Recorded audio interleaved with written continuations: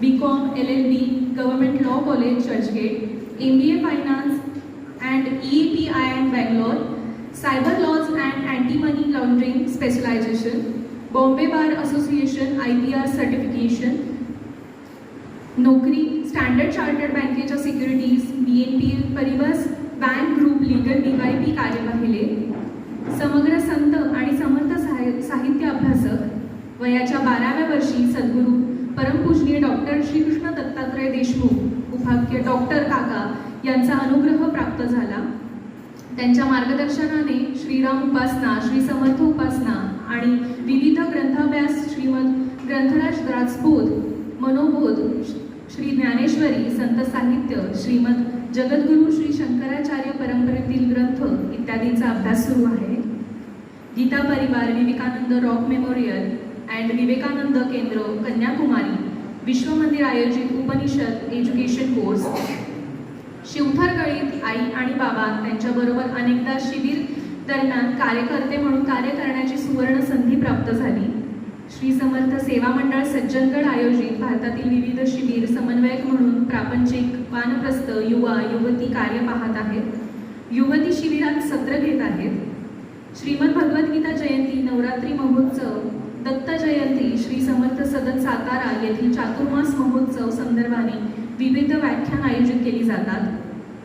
त्यामध्ये देवी महात्म्य, शिव आणि सनातन परंपरा, समर्थ कार्य, उपासना, मनोबोध, श्रीमद भगवद्गीता अशा विविध विषयांवर चिंतन मांडत आहेत. परमपूजनीय स्वामी श्री गोविंदगिरीजी महाराज यांचे मार्गदर्शन संचलित गीता परिवारसाठी श्रीमद भगवद्गीता भारतीय शास्त्र, संस्कृती, अध्यात्म आधारित प्रश्नमंजुषा आखणी आणि स्पर्धा परीक्षक म्हणून कार्य पाहत आहेत.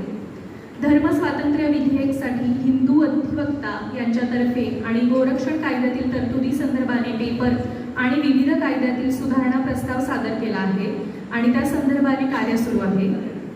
गेले 7-8 वर्षापासून काही धार्मिक आध्यात्मिक संस्थांचे अतिरिक्त विधी सल्लागार, कायदेशीर सल्लागार म्हणून कार्य पाहत आहेत.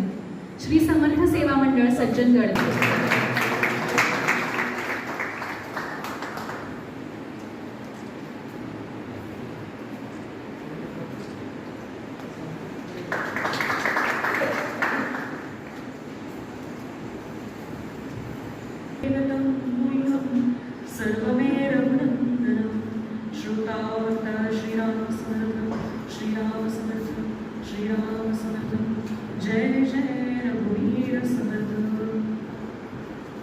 सदाशिव समारंभां शंकराचार्य पर्यन्तां अस्मदाचार्य पर्यन्तां वन्दे गुरु परंपरां.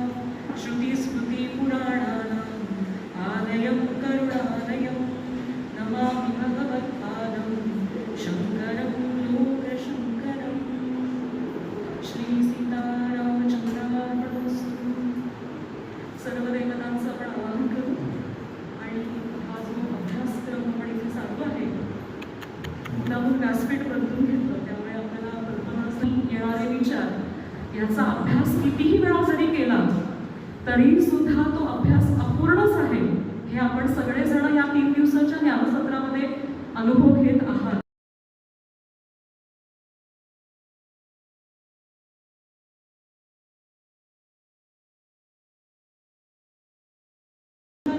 सगळे मंत्र जे आहेत या मुख्य उपनिषदातले, मुख्य हा विषय जो आहे हा संपूर्ण विषय आनंदाचा आहे. सगळे टेन्स झालेले दिसतात म्हणून सांगते. हा जो आपला अभ्यास वर्ग आहे, मुळात जे माझं स्वरूप आहे ते स्वरूप मला समजून घ्यायचं आहे आणि त्यामुळे मला कुठल्याही परीक्षेला सामोरं न जाता माझं मला आत्मपरीक्षण करायचं आहे आणि त्या तो जो संदर्भ आहे किंवा तो जो अनुभव आहे त्याची मला कधीतरी या जन्मात किंवा दुसऱ्या कुठल्या जे माझं संचित आहे, माझं प्रारब्ध आहे, जे मी क्रियमान माझं जे आहे सगळं त्यानुसार जे मला मिळणार आहे त्याची लवकरात लवकर सोय योग्य अशा गुरूंकडनं मला करून घ्यावी, यासाठी या अभ्यास वर्गाचा एकंदरीत प्रयोजन आहे. आणि सकल दुःख निवृत्ती, संतांचा विषयच मुळात आनंद आहे. आनंदाशिवाय दुसरं काही आहे का?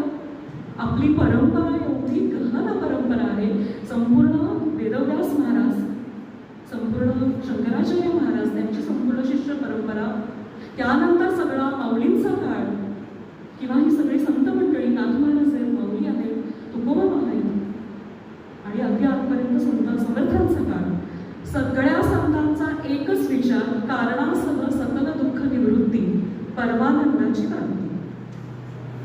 विषय सगळ्यांना क्लिअर आहे. आणि मग या संदर्भाने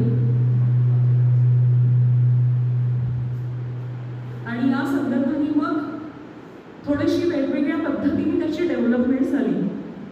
बऱ्याच ग्रंथांचा हा अपौरुषय आहे वेद, आणि त्यामुळे जे सगळं आलं वरून, ती सगळी परंपरा जी सुरू झाली, जी प्रत्यक्ष आदिनाथ भगवान शंकराचार्य, जे शंकर महाराजांचाच अवतार आहे, त्यांच्याकडनं ही परंपरा अत्यंत निर्दोष आहे.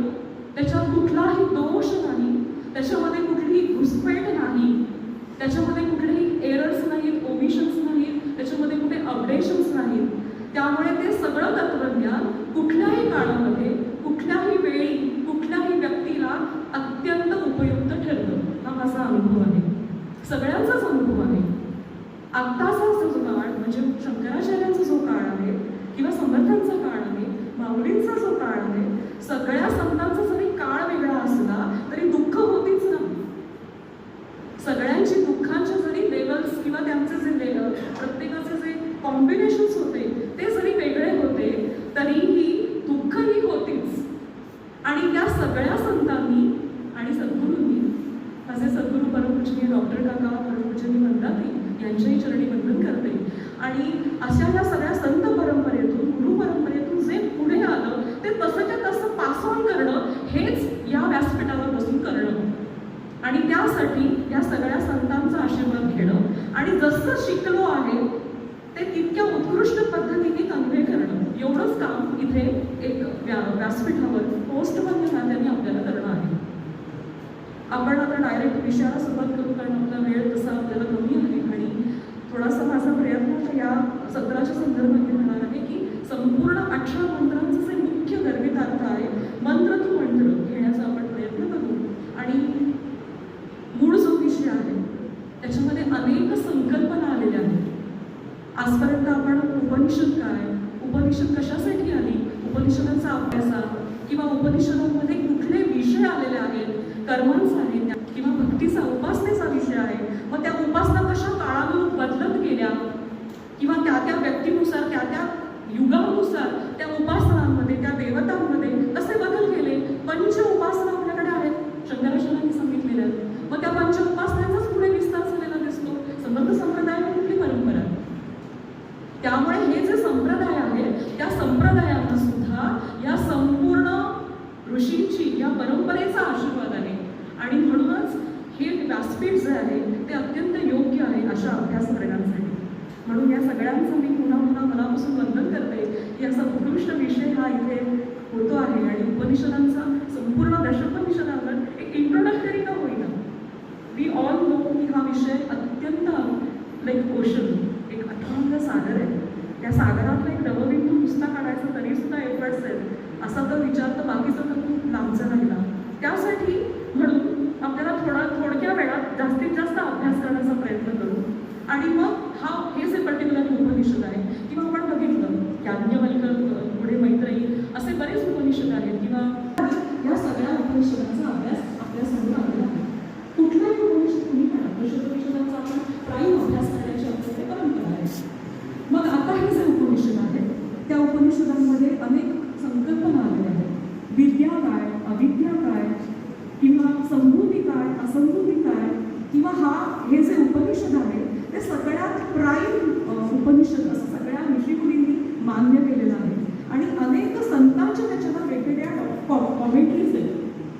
जसं विवेकानंदांचं जे कॉमेंट्री, त्यांचं भाष्य पाहिलं म्हणजे मूळ आद्यश गुरु शंकराचार्यांचं जे आहे ते आपण गीताप्रेस गोरखपूरचं आपण सगळेजण विचारतात म्हणून मी ऐकलेलं आहे की मूळ गीताप्रेस गोरखपूरचं जे हिंदीमध्ये अनुवाद आहे, भाष्य आहे प्रत्यक्ष जगद्गुरु शंकराचार्यांचं, किंवा चिन्मय मिशनचं काही ग्रंथ उपलब्ध आहेत. आमच्या सद्गुरूंचा विशाख असे उपनिषदावर किंवा दशोपनिषदांमध्ये काकांचं, आमच्या डॉक्टर काकांचं भाष्य आज अत्यंत उत्कृष्ट त्यांनी लिहिलेलं आहे.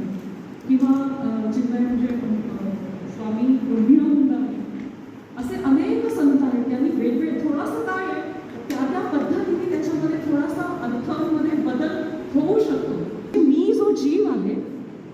जीवाला मी तो कुठून कुठून कुठून कुठून आलेली आहे, कुठल्या जन्मातलं मी काय काय घेऊन माझ्या ह्याच्यावर मी बसून आलेलं आहे, त्या सगळ्यांचा जर मला अभ्यास, आता हे सगळं जर मला माझं कल्याण कशात आहे हे पहिले कळलं पाहिजे. ते कल्याण करायचं कसं, त्याचा मार्ग म्हणजे त्यासाठी कोणाकडनं करून घ्यायचं ते मला कळलं पाहिजे. मग त्यासाठी कुठले ग्रंथ अभ्यास करायचे ते मला कळलं पाहिजे.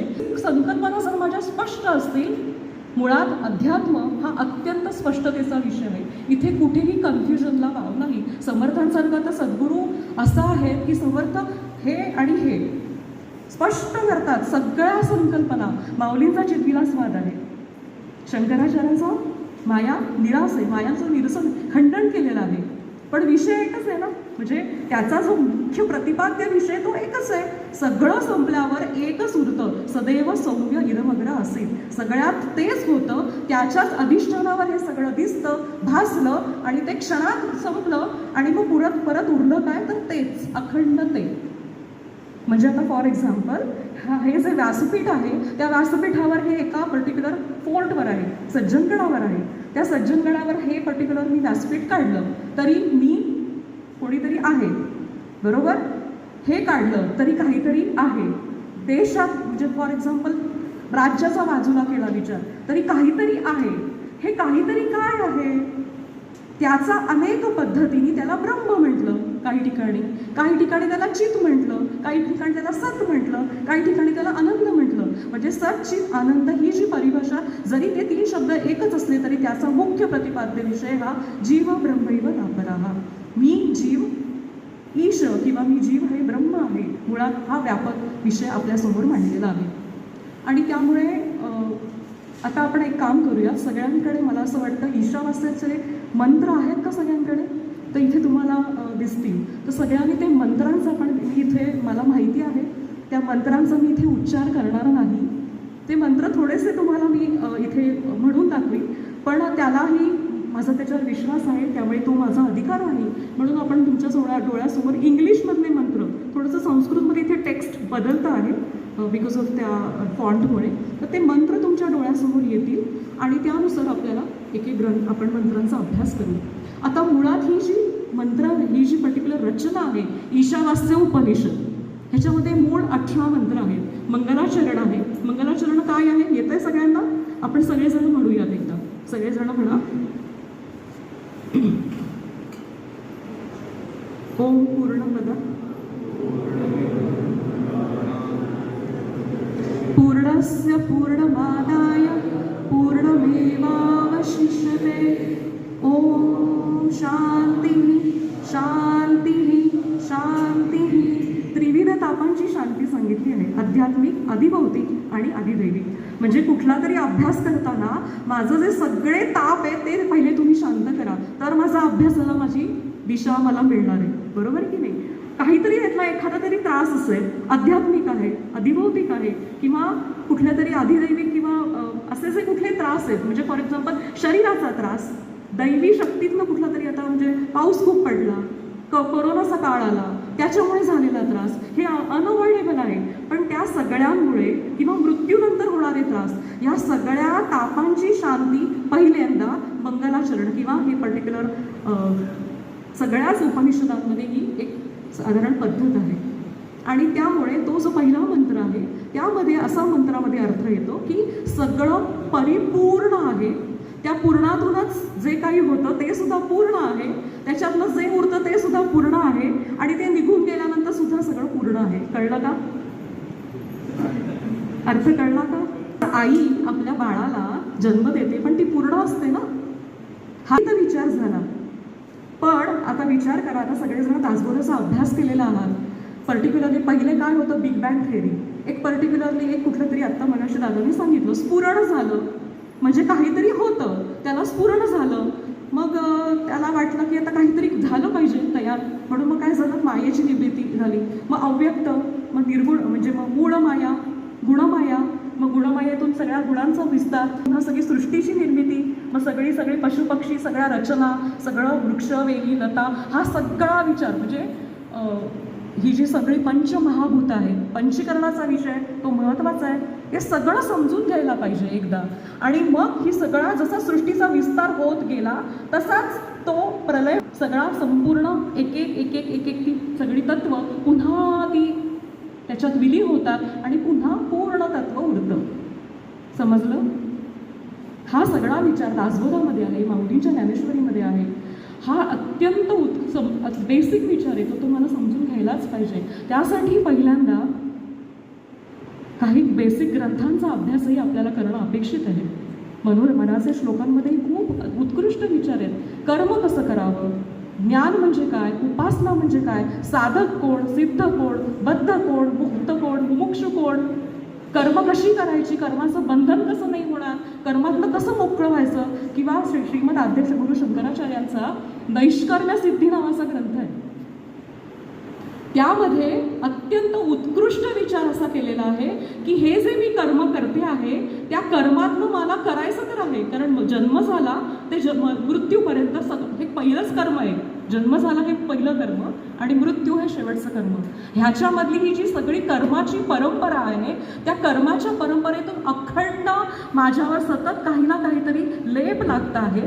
त्या लेपातनं जर मला मोकळं व्हायचं असेल, त्याच्यातनं जर मला माझी सुटका करून घ्यायची असेल, तर त्यासाठी माझी व्यवस्था काय केली आहे शास्त्रांनी, ती व्यवस्था मला समजून घेणं हे माझं आद्य कर्तव्य आहे. जसं आपण शेजारच्या मैत्रिणीचा वाढदिवस कधी आहे, तिच्या नातवंडाचा वाढदिवस कधी, तिच्या मुलाचं लग्न कधी झालं, त्याच्या लग्नामध्ये काय आहेर दिला, किती किती रिलेटिव्ह झाले होते, हे सगळं कारण नसताना विचार करतो की नाही. ह्या सगळ्यांचा विचार समर्थांनी किंवा सगळ्या संतांनी अत्यंत अनपेक्षित विचार आहे, अत्यंत वेळ वाया घालणारा व्यर्थ विचार आहे. कारण ते